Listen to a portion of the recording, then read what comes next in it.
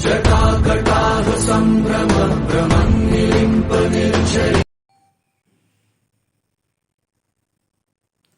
देखिए अध्याय 6 अवकलन के अनुप्रयोग।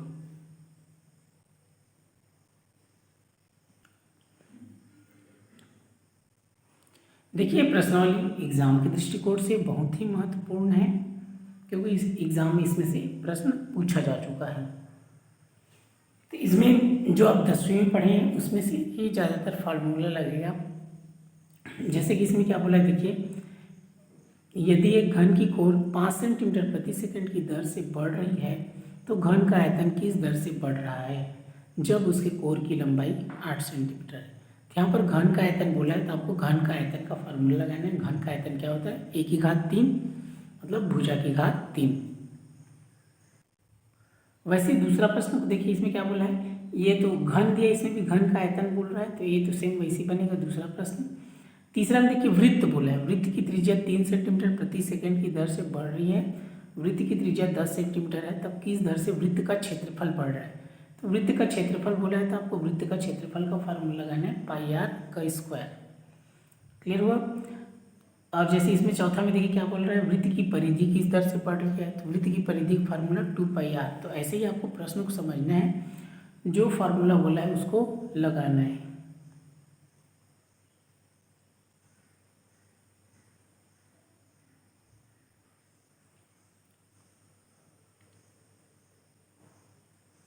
तो इसमें यहाँ से आपका प्रश्न 13वां तक ही इम्पॉर्टेंट है, यहीं तक प्रश्न पूछता है, बाकी आगे का तो अभी तक नहीं पूछा है। तो इसलिए जो इसका मोस्ट इम्पॉर्टेंट है प्रश्न 13 तक, सिंपल सा है, बन जाएगा। जैसे 13 में क्या बोले, वर्ग बोला है, तो वर्ग के परिमाप की वृद्धि की दर क्या थी। तो वर्ग का परिमाप क्या होता है, 4 गुणा भुजा, भुजा को a लिखेंगे तो 4a। तो फार्मूला लगाना है। जैसे इसमें 13-12 में क्या बोला है, गोले की त्रिज्या बोला है, तो यहाँ पर गोले का आयतन की वृद्धि की दर क्या है, तो गोले का आयतन क्या होता है, 4/3 पाई आर की घात 3। तो इस प्रकार आपको प्रश्न को समझना है। वृत्त का क्षेत्रफल बोला है तो उसका लगाना है, परिधि बोला है वृत्त का तो परिधि फार्मूला लगाना है, वर्ग बोला है तो वर्ग का, घन बोला है तो घन, और गोला बोला है तो गोला।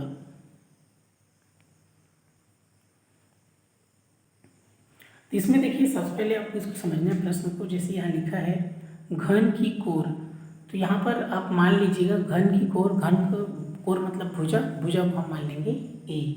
तो यहाँ हो जाएगा माना घन की कोर a है, t समय पर आयतन v है। यहाँ पर t समय ले लेंगे, t समय पर आयतन v है।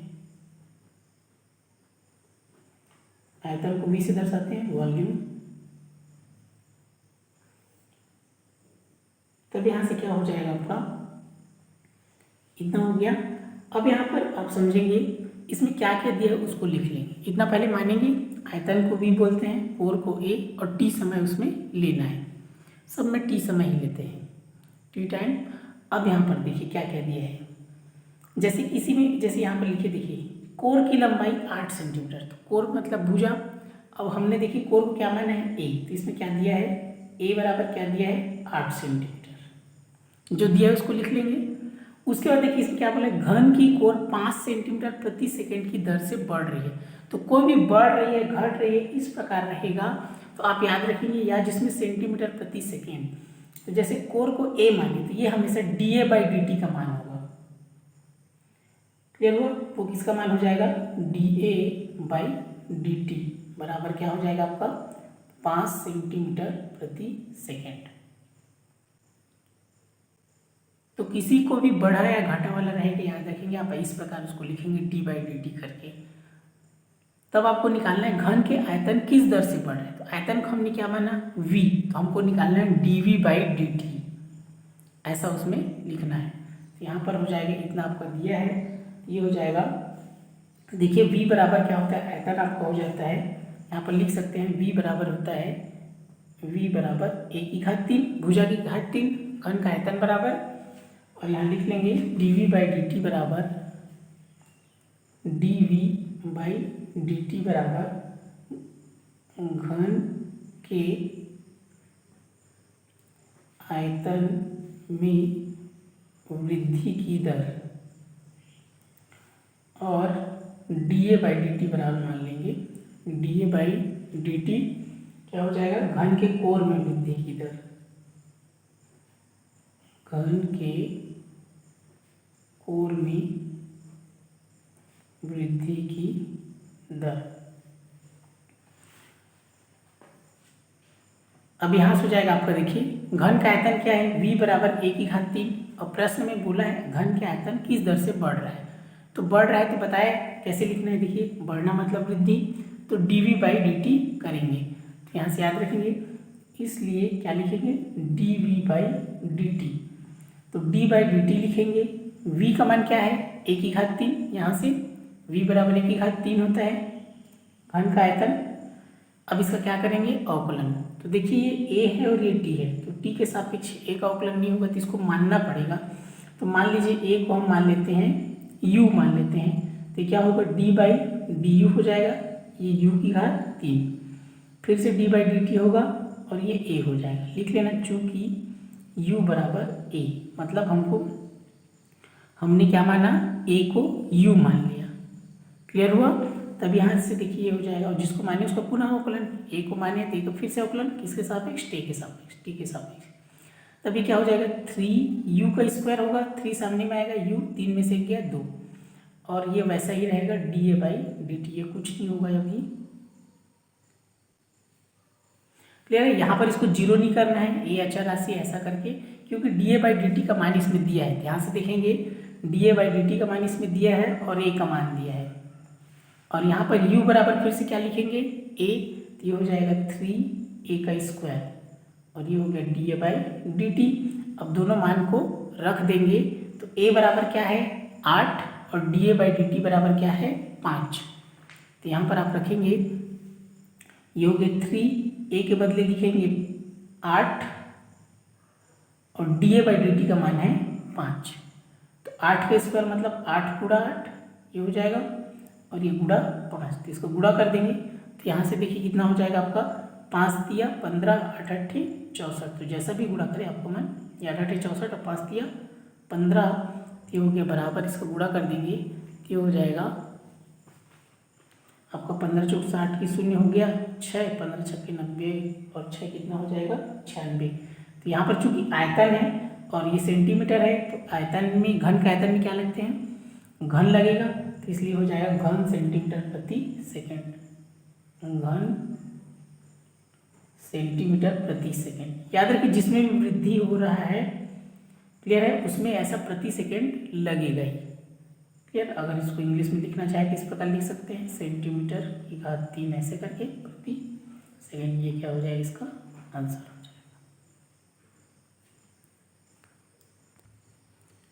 इसका जो दूसरा सवाल है सेम उसी टाइप का बनेगा प्रश्न, दूसरा सवाल पहले अच्छे से बनेगा। इसका प्रश्न तीसरा, यदि वृत्त की त्रिज्या 3 सेंटीमीटर प्रति सेकंड की दर से बढ़ रही है, जब वृत्त की त्रिज्या 10 सेंटीमीटर है तब किस दर से वृत्त का क्षेत्रफल बढ़ रहा है। अब ध्यान देंगे वृत्त बोला है तो वृत्त का क्षेत्रफल का फार्मूला ही लगाना है dA बाई, वृत्त का क्षेत्रफल लगाना है पाई आर स्क्वायर।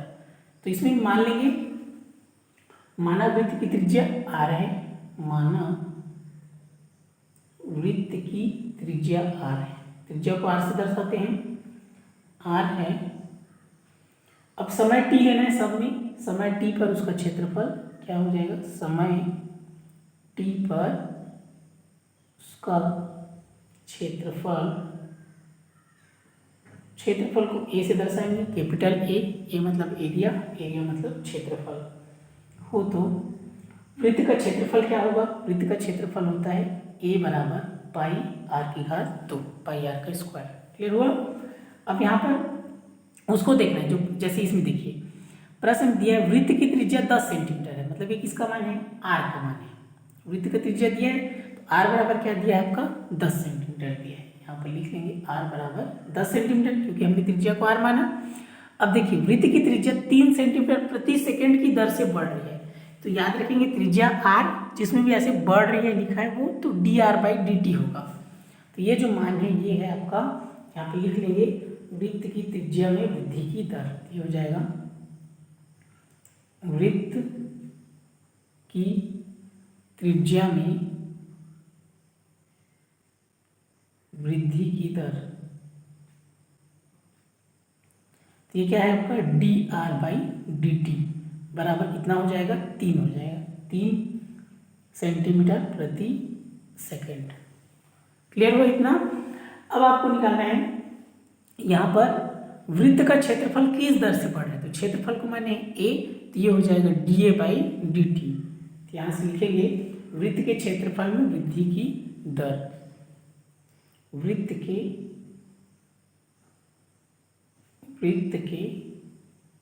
क्षेत्रफल में वृद्धि की दर। तो यहाँ से क्या हो जाएगा, बराबर हो जाएगा आपका dA/dt, ये हो जाएगा dA/dt, तो बराबर हो गई है d/dt। a का मान रखेंगे, a का मान क्या है, πr², ये a का फार्मूला है। अब इसका देखिए पाई अचर राशि है तो अलग हो जाएगा, d/dt क्या हो जाएगा, r²। क्लियर हुआ। अब यहाँ पर ध्यान देंगे, चूंकि ये r है और ये t है, तो t के सापेक्ष r का अवकलन नहीं होता, तो r को हम क्या मान लेंगे, u मान लेंगे। तब ये हो जाएगा, पाई का पाई रहेगा, d/du हो जाएगा, ये u का स्क्वायर हो जाएगा, फिर d/dt, ये r, चूंकि क्या हो जाएगा, u बराबर r। क्लियर हुआ। तो यहाँ से u का क्या हो जाएगा, यहाँ पर पाई का पाई रहेगा, u² 2 सामने में आ जाएगा, 2u हो जाएगा, अवकलन x⁴n वाला, n(x⁴n-1). अब ये dr/dt वैसा ही रहेगा, इसको कुछ नहीं करना है क्योंकि पहले से उसमें मान दिया है। u के बदले फिर से क्या लिख सकते हैं, r लिख सकते हैं, तो ये हो जाएगा आपका पाई हो गया, ये 2 हो गया, u के बदले r लिखेंगे क्योंकि हमने क्या माना है, r को u माना था, इंटू ये हो गया dr/dt।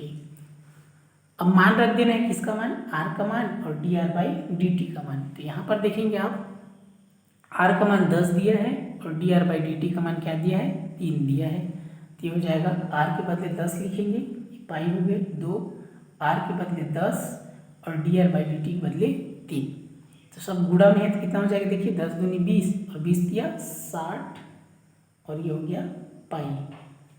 चूंकि ये क्षेत्रफल है, क्लियर है, इसको भी याद रखना है, ये आयतन है कि क्षेत्रफल है, तो क्षेत्रफल में हमेशा क्या लिखते हैं, वर्ग सेंटीमीटर लिखते हैं। चूंकि ये बढ़ रहा है तो उसमें हमेशा प्रति सेकंड इस प्रकार आएगा, वर्ग सेंटीमीटर प्रति सेकंड। अगर इसको और आपको लिखना है तो यहाँ से हो जाएगा, जैसे इंग्लिश में अगर इसको लिखना है तो 60 पाई हो जाएगा, ये 60 पाई वर्ग सेंटीमीटर है तो cm की घात 2 प्रति सेकंड, अगर घन है तो cm की घात 3, इस प्रकार इसको लिख देंगे। ये क्या है, इसका उत्तर है।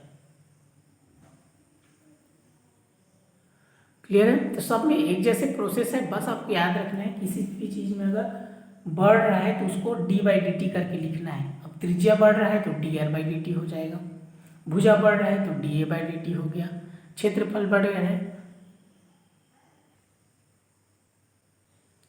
इसका चौथा सवाल है, एक वृत्त की त्रिज्या 0.5 सेंटीमीटर प्रति सेकंड की दर से बढ़ रही है, जब वृत्त की त्रिज्या 2 सेंटीमीटर है तब किस दर से वृत्त की परिधि बढ़ रही है। तो याद रखना, वृत्त की परिधि क्या होता है, 2πr। तो सबसे पहले इसमें लिख लेंगे, माना वृत्त की त्रिज्या, माना वृत्त की त्रिज्या क्या मान लिए, r, और इसका समय t पर, समय सब में t ही लेना है, समय t पर इसका परिधि क्या हो जाएगा, वृत्त की परिधि। अब जिसको निकालना है उसको भी मानना पड़ेगा, तो परिधि को याद रखेंगे, c से दर्शाते हैं, तब ये क्या हो जाएगा, वृत्त की परिधि c है। तब c बराबर क्या होता है, याद रखिए, वृत्त की परिधि क्या होता है, 2πr। क्लियर हुआ, वृत्त की परिधि 2πr। अब यहाँ से उसी को लिखना है, जो दिया है उसको लिखना है। तो वृत्त की त्रिज्या कितना दिया है, 2 सेंटीमीटर, तो इसको लिख लेंगे, r बराबर कितना दिया है, 2 सेंटीमीटर। फिर यहाँ से देखिए क्या दिया है, त्रिज्या बढ़ रही है तो क्या हो जाएगा, ये dr/dt का मान होगा। तो यहाँ से आप लिख लेंगे, वृत्त की त्रिज्या में वृद्धि की दर, ऐसे भी लिख सकते हैं, समय t पर वृत्त की त्रिज्या में वृद्धि की दर। त्रिज्या को r माने थे, क्या हो जाएगा dr/dt। इस प्रकार लिखना है। कितना दिया है 0.5 सेंटीमीटर प्रति सेकेंड। ये हो जाएगा आपका 0.5 सेंटीमीटर प्रति सेकेंड। इस प्रकार तो 0.5 को आप क्या लिख सकते हैं, और लिख सकते हैं dr/dt बराबर 0.5 को आप 1/2 भी लिख सकते हैं। यहाँ से हो जाएगा, जैसे ये 0.5 है तो क्या हो जाएगा, ये दशमलव बदले 1 लिखते हैं, 0.5 लिखेंगे, दशमलव बदले 1 संख्या है तो 1 शून्य, 5 एकम 5, 5 दूनी 10। तो इसको आप 1/2 भी लिख सकते हैं। तो यहाँ से कितना आ गया 1/2 सेंटीमीटर प्रति सेकेंड।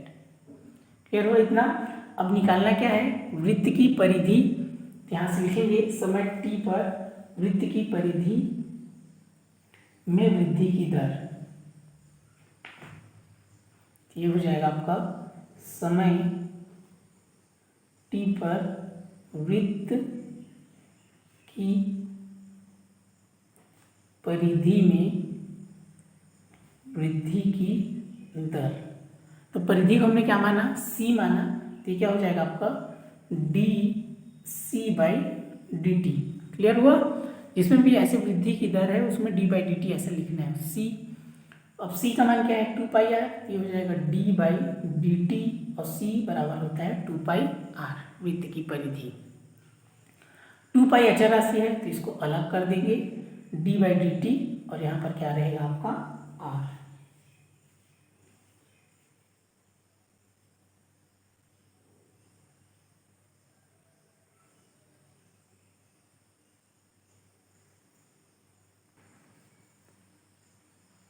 यहाँ पर आपको मान रखना है। देखिए 2π हो गया dr/dt, तो dr/dt का मान कितना दिया, ये वाला देखिए 1/2।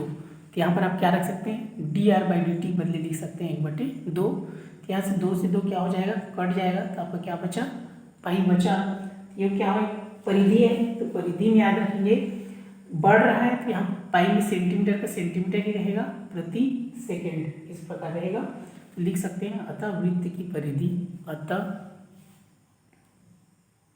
वृत्त की परिधि पाई सेंटीमीटर प्रति सेकंड की दर से बढ़ रही है। क्लियर है। परिधि में सेंटीमीटर सेंटीमीटर ही रहेगा, क्षेत्रफल रहता तब उसमें सेंटीमीटर की घात 2 लगता, और चूंकि बढ़ रहा है इसलिए प्रति सेकंड उसमें रहेगा। इस प्रकार सबका प्रोसेस एक जैसे ही है। अब बाकी सवाल को भी ऐसे बना सकते हैं। फार्मूला का बस ध्यान देना है कि कौन सा फार्मूला लगाना है।